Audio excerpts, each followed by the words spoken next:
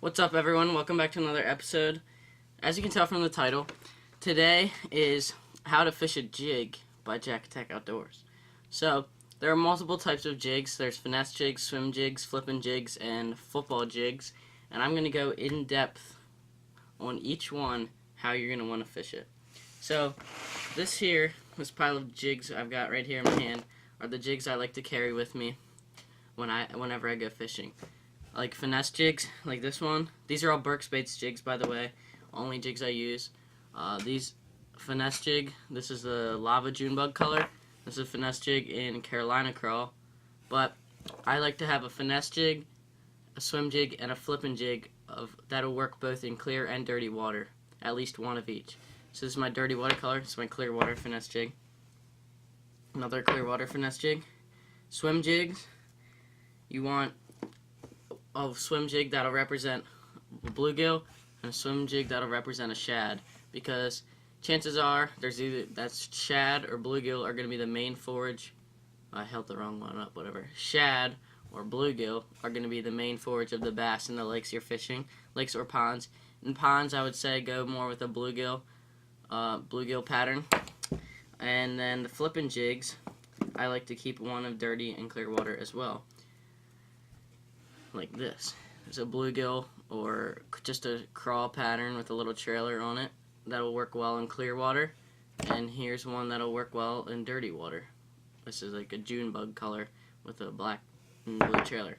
I like to keep a multiple with me. Here's another clear water flipping jig, and I also like to keep a shad pattern, one that'll represent a shad and one that'll represent a bluegill of each kind. So here's a shad representation of a flipping jig. I had a shad, I don't know where I must have broke that off. The shad representation of the finesse jig, and then a shad and bluegill representation of finesse jig. So finesse, swim, and flipping, you have to have one of each that'll match the forage. So I'm gonna also go over just like what I have in my jig box. I just went over what you want to carry with you. Anything for dirty water. If the main forage is bluegill and crawls, you're going to want dark colors. June bugs, dark purples, blacks, blues, black and blue. And whether you want a flipping jig or finesse jig, that's really your preference. Finesse jig will work pretty much anywhere. The flipping jig will, but flipping jigs tend to be a little bit heavier. Like this one is a Burke's Baits 5/8 ounce, and this finesse jig is 3/8. So it really depends how heavy cover you're fishing and how deep the water. For swim jigs, I like to go anywhere from quarter to half ounce. This is a 3/8, just a Moonlight Crystals color it's called, and it's a perfect imitation of a shad. You can put a little swim bait on the back of it, and it's a great bait. You can just rip it out of grass and stuff. So, anyway, here's my jig box. I have probably 50 jigs in here. I keep a little bit of trailers in here just so everywhere I go I have it. I'll go over trailers more in depth here in a little while. But down here, I've got my clear water jigs that I will use in clear water. Here are my shad pattern jigs and anything that represents a shad. And up here is dirty water. So I like to keep a good bit of flipping jigs and finesse jigs. I mostly use finesse jigs, but if I'm ever fishing deep water, you need a heavier jig. And also, I have not gone over football jigs, which is because I do not fish football jigs that often, because I don't really fish that deep of water. I'm more of a shallow cover kind of fisherman. But these are just black and reds and different types of patterns, color patterns. You really got to figure out what the bass want on that specific day for the jig that you should flip. So, say you're fishing in a super clear water lake and the main forage of the bass is shad. You're going to pick up a swim jig like this early in the morning and throw this around grass, rocks, wood, anywhere where you think the bass will be hiding. And when they're active, you're going to throw a swim jig and just chuck and wind. You can reel it straight back to the boat. You can pop it a little bit, but you want to keep it moving when those fish are active. If it was dirty water and they're eating shad, go with a more chartreuse and white rather than just a straight white. So later in the day, if you're still in this clear water lake, anywhere there's bass, there's always bluegill, so you can never go wrong with a bluegill green pumpkin style color. So you could throw this too, but if the main forage is shad, you're going to want to throw the shad color. So later in the day, you still want to throw a jig around. You're going to want to move to more of a finesse or flipping jig, like these. Natural colors. You don't want to use something like this black and blue in clear water. It will work, but you won't get as many bites because this does not really look natural. So when you're in clear water and they can really see your bait, you want to go with a more natural green pattern, browns, dark browns, greens, stuff like that, to represent those crawls and bait fish that the fish are feeding up on. So say you're moving later in the day and the moving bites slow down and you're in dirty water. Sometimes you have to go to a big profile like this one to even get a bite because they can't see the bait in that dirty water. That's why you use the dark color, so it really silhouettes against that dark muddy water.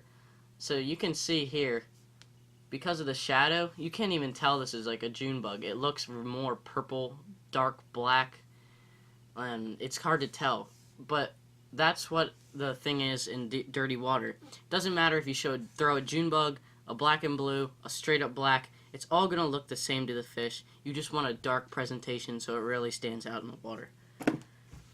Alright, so that really covers that. And then if you're going to be fishing deep water, you are going to want to go to a football jig.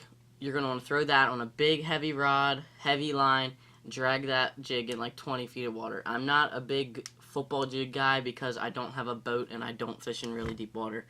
But these jigs right here will get you bites in shallow cover, grass, stuff like that, anywhere to like 10, 15 feet probably.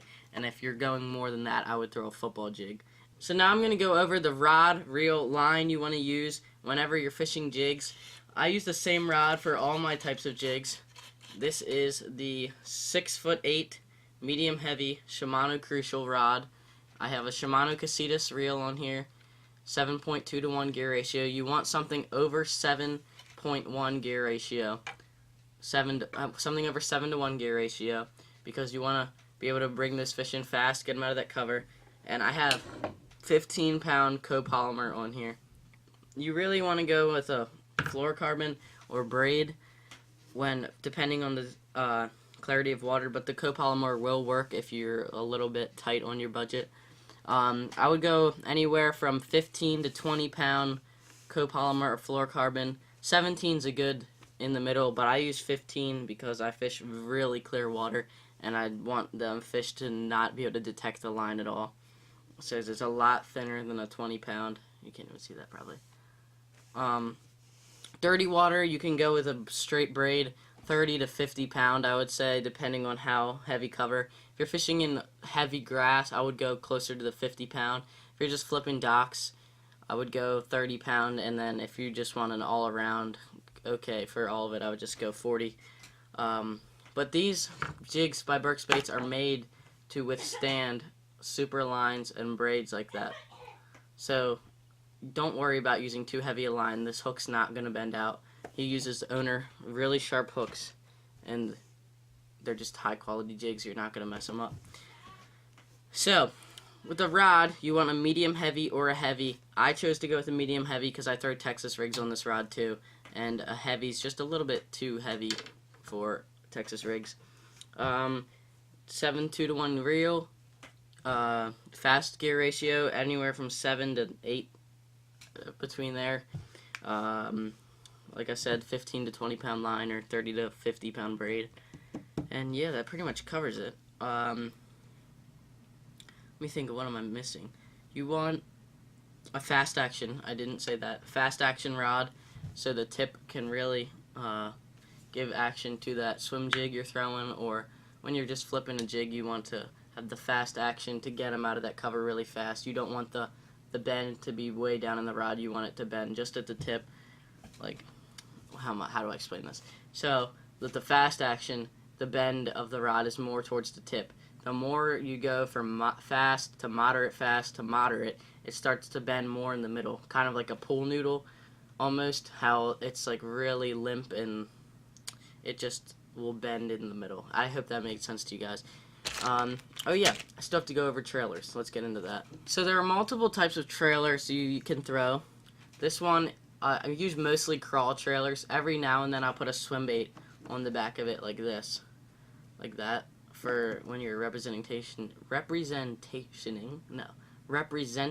shad. I'll go with the swim bait. But if you're just representing a bluegill or a crayfish, I'd go with any type of crawl trailer. This here is a Zoom Z-Crawl, and I like this trailer because it has really small pinchers. They're not big like these. Where is that? They're not big like these big pinchers like that. They're more slender, and they're small, and they're skinnier, and these have a really nice like that because of the lip on the end of them like that. I don't know if you can see that, how it's like a little bit fatter there than the actual part is. So that makes me go like this. That's probably one of my favorite trailers. I like rage crawls too. Just something with a really good kicking action for dirty water. Something like this is better for clear water, and also something really subtle like this pack crawl, good for clear water. I do have this on here just because I really wanted a big profile. That's why I have this, but I would prefer more of a bigger claws on the dirty water trailers, just because displaces more water and can attract the fish a little bit better. So finally, you can see some fish catches that I've caught on jigs. This one here, I flipped it right to the end of the dock, like the pier there, right on the post, and bass will hold tight to cover. That's why you like to throw jigs like this, like Burke's Baits jigs. Super high quality, nice weed guards. They're not going to get hung up on those posts. So enjoy this fish catch here on the Burke's Baits jig.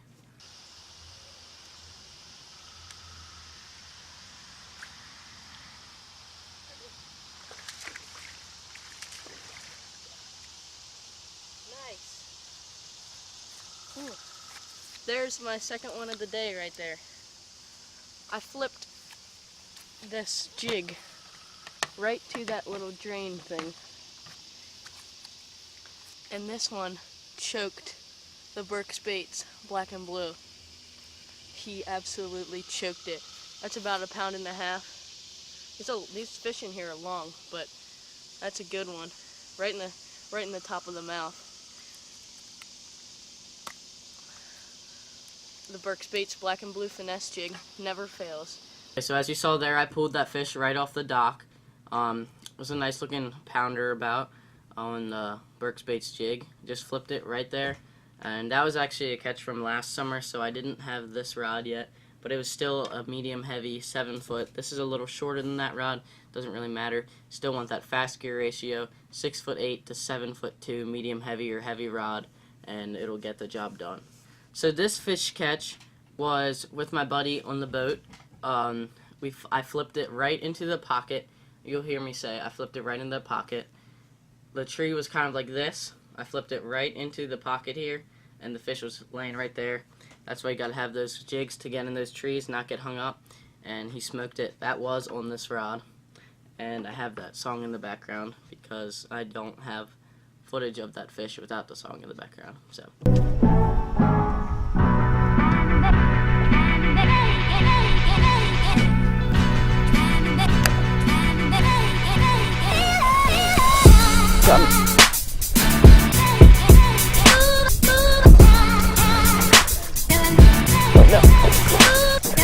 In the tree. That's a big one. Get him, get him. Yes. That's a nice bass on the Burke's Baits. That's close to full. Thank you. Oh man. So guys, I pitched that Burke's Baits jig way back in that pocket. We flipped this tree around the outer edge for probably 5 minutes. And he was way deep in there on the Burke's Baits. And then the final catch of the jig is the one on this particular jig on that little tiny bass you're about to see. Oh, there you go. Okay, he came back. Not a bad fish. Tiny little one. Pound and plus, one away. Yeah. Look how fat he is. I know. They're always fat in this pond. What the heck? Well, it's hard to hold a fish by the body. Yeah, I didn't want to get hooked though. There we go. You've had enough hooks there. There we go, everybody. Look how he choked that Burke's Baits Tennessee bluegill jig right there with a little zoom trailer on it. It's got a fat little belly on this guy. We know he's been eating up on some crawls, so we'll let this little guy go. So that bass kind of smoked it. Those fish really ate crawls a lot, and there's a lot of bluegill in that pond. So that's why I threw this particular jig, so that it would represent both, kind of represent two types of forage in that pond. And that little guy smoked it. So I hope this gave you guys kind of an in-depth way of how to catch fish on all types of jigs, and the line, the rod, the reel you need, the types of jigs you should get. Burke's Baits, definitely. He makes all super high quality jigs like that. They're $6 a piece, so not terribly expensive. They're high quality. He can fully custom make jigs for you. I actually just ordered some more swim jigs from him because I'm running low, and I told him exactly what colors I wanted it. I made up the jig myself, and he said, sure, I can make it like that. He can make fully custom, like I just ordered. He can also make just the colors that he has. Like he already made this one up. I didn't make this color up. This one's called Lunker Candy. He has an Instagram page, a Facebook page. Check him out. It's all linked down in the description, and I recommend you definitely pick up some of his jigs. But I hope you guys learned something today. I hope you enjoyed the fish catches, and I'll catch you guys next time in my next episode.